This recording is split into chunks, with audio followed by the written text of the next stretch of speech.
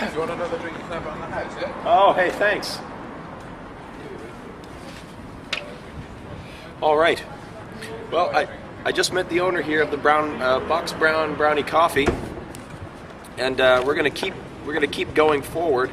Act 2, Scene 1 here, Midsummer Night's Dream here on Henley Street in Stratford-upon-Avon. And here we go. Enter a fairy at one door and Puck at another. How now, spirit, whither wander you? Over hill, over dale, through brush, through briar, over park, over pale, through flood, through fire. I do wander everywhere, swifter than the moon's sphere, and I serve the fairy queen, to dew her orbs upon the green. The cowslips tall her pensioners be, in their gold coats spots, you see. Those be rubies, fairy favors, in those freckles live their savors. I must go seek some dewdrops here, and hang a pearl in every cowslip's ear. Farewell, thou lob of spirits, I'll be gone. Our queen and all her elves come here anon. The king doth keep his revels here tonight. Take heed the queen come not within his sight, for Oberon is passing fell and wrath, because that she as her attendant hath a lovely boy stolen from an Indian king. She never had so sweet a changeling. And jealous Oberon would have the child, knight of his train, to trace the forests wild. But she perforce withholds the loved boy, crowns him with flowers, and makes him all her joy. And now they never meet in grove or green, by fountain clear or spangled starlight sheen, but they do swear that all their elves for fear creep into acorn cups and hide them there. Either I mistake your shape and making quite, or else you are that shrewd and knavish sprite called Robin Goodfellow, or not you he, that frights the maidens of the villagery, skim milk and sometimes labor in the quern, and bootless make the breathless housewife churn, and sometime make the drink to bear no barm, mislead night wanderers laughing at their harm. Those that hobgoblin call you, and sweet Puck, you do their work, and they shall have good luck. Are you not he? Thou speak'st aright. I am that merry wanderer of the night. I jest to Oberon and make him smile when I a fat and bean-fed horse beguile, neighing in likeness of a filly foal, and sometimes lurk I in a gossip's bowl, in the very likeness of a roasted crab. And when she drinks, against her lips I bob, and on her withered dewlap pour the ale. The wisest aunt, telling the saddest tale, sometime for 3-foot stool mistaketh me, then slip I from her bum, down topples she, and a tailor cries and falls into a cough, and then the whole choir hold their lips and laugh, and waxen in their mirth and knees and swear a merrier hour was never wasted there. But room fairy, here comes Oberon, and here my mistress, would that he were gone. Ill met by moonlight, proud Titania. What, jealous Oberon, fairy skip hence, I have forsworn his bed and company. Tarry, rash wanton, am I not thy lord? Then I must be a lady, but I know. When thou hast stolen away from fairyland, and in the shape of corn sat all day, playing on pipes of corn and versing love to amorous Phillida, why art thou here? Come from the farthest steppe of India, but that forsooth the bouncing Amazon, your buskinged mistress and your warrior love to Theseus must be wedded, and you come to give their bed joy and prosperity. How canst thou thus, for shame, Titania, glance at my credit with Hippolyta, knowing I know thy love to Theseus? Didst not thou lead him through the glimmering night from Periguana, whom he ravished, and make him with fair Agles break his faith with Ariadne and Antiopa? These are the forgeries of jealousy, and never since the middle summer spring met we on a hill in dale, forest, or mead, by paved fountain or by rushy brook, or in the beachest margent of the sea, to dance our ringlets to the whistling wind, but with thy brawls thou hast disturbed our sport. Therefore the winds, piping to us in vain, as in revenge have sucked up from the sea contagious fogs, which, falling in the land, hath every pelting river made so proud that they have overborne their continents. The ox hath therefore stretched his yoke in vain. The plowman lost his sweat, and the green corn hath rotted ere his youth attained a beard. The fold stands empty in the drowned field, and crows are fatted with the murrian flock. The 9 men's morse is filled up with mud, and the quaint mazes in the wanton green for lack of tread are undistinguishable. The human mortals want their winter cheer. No night is now with him or carol blessed. Therefore the moon, the governess of floods, pale in her anger, washes all the air, that rheumatic diseases do abound. And thorough this distemper we see, the seasons alter, hoary-headed frosts fall in the fresh lap of the crimson rose, and on old Heme's thin and icy crown an odorous chaplet of sweet summer's buds is, as in mockery, set. The spring, the summer, the chilling autumn, angry winter change their wonted liveries, and the mazed world, by their increase, now knows not which is which. And this same progeny of evils comes from our debate, from our dissension. We are their parents and original. Well, do you amend it then? It lies in you. Why should Titania cross her Oberon? I do but beg a little changeling boy to be my henchman. Set your heart at rest. The fairyland buys not the child of me. His mother was a votress of my order, and in the spiced Indian air by night, full often hath she gossiped by my side, and sat with me on Neptune's yellow sands, making the embarked traitors of the flood. When we have laughed to see the sails conceive and grow big-bellied with a wanton wind, which she, with pretty and with swimming gait, following her womb then rich with my young squire, would imitate, and sail upon the land to fetch me trifles, and return again, as from a voyage rich with merchandise.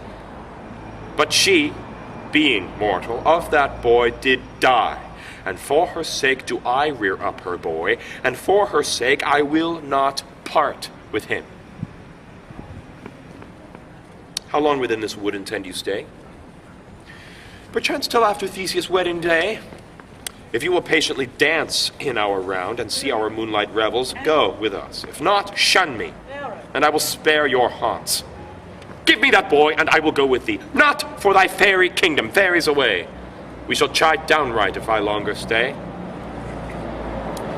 Well, go thy way. Thou shalt not from this grove till I torment thee for this injury. My gentle Puck, come hither. Thou rememberest, since once I sat upon a promontory and heard a mermaid on a dolphin's back, uttering such dulcet and harmonious breath that the rude sea grew civil at her song, and certain stars shot madly from their spheres to hear the sea maid's music. I remember. That very time I saw, but thou couldst not, flying between the cold moon and the earth, Cupid all armed. A certain aim he took at a fair vestal, throned by the west, and loosed his love shaft smartly from his bow, as it should pierce 100,000 hearts. But I might see young Cupid's fiery shaft quenched in the chaste beams of the watery moon, and the imperial votress pass it on in maiden meditation, fancy-free. Yet marked I where the bolt of Cupid fell.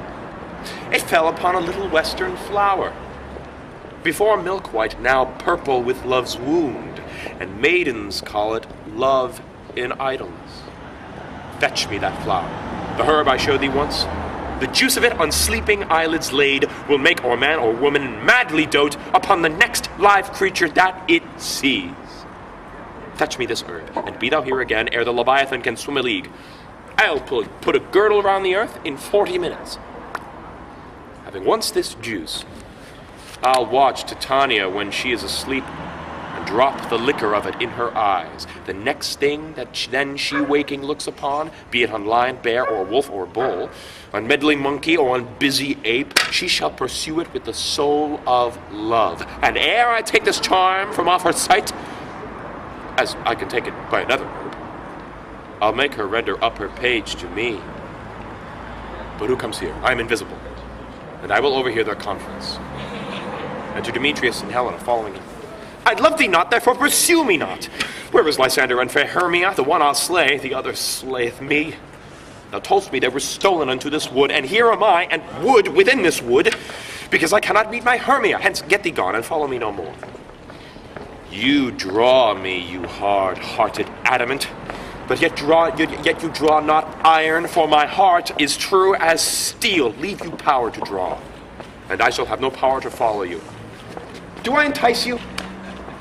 Do I speak you fair?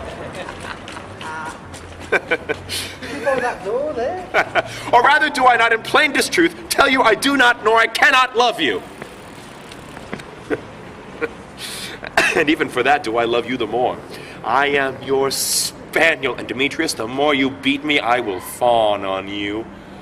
Use me but as your spaniel. Spurn me, strike me, neglect me, lose me, only give me leave unworthy as I am to follow you. What worser place can I beg in your love, and yet a place of high respect with me, than to be used as you use your dog? Tempt not too much the hatred of my spirit, for I am sick when I do look on thee.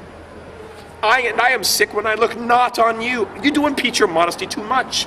To leave the city and commit yourself into the hands of one that loves you not. To trust the opportunity of night and the ill counsel of a desert place with the rich worth of your virginity.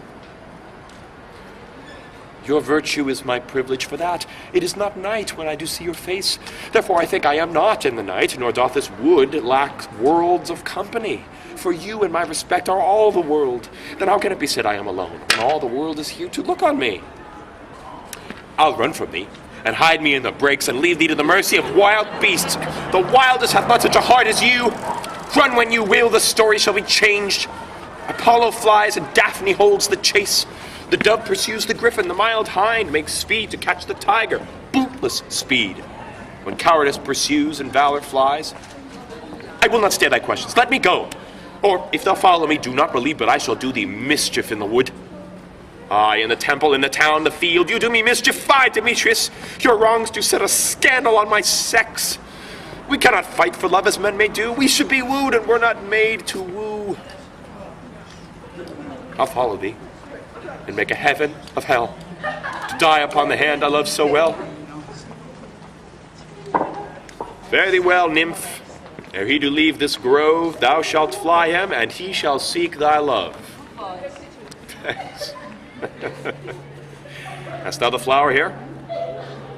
Welcome, wanderer.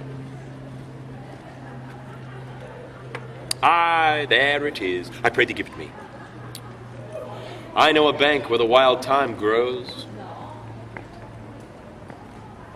where oxlips and the nodding violet blows, quite over canopied with luscious woodbine, with sweet musk roses and with eglantine.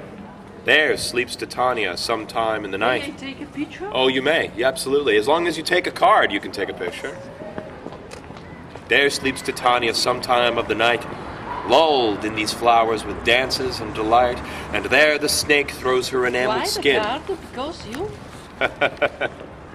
Weed wide You are enough an to wrap a actor? fairy, and I am an actor, yes. Yeah, so I can Oh, yes, please. think about what to do with you. Please do. Thank you so much. Bye-bye. Bye-bye.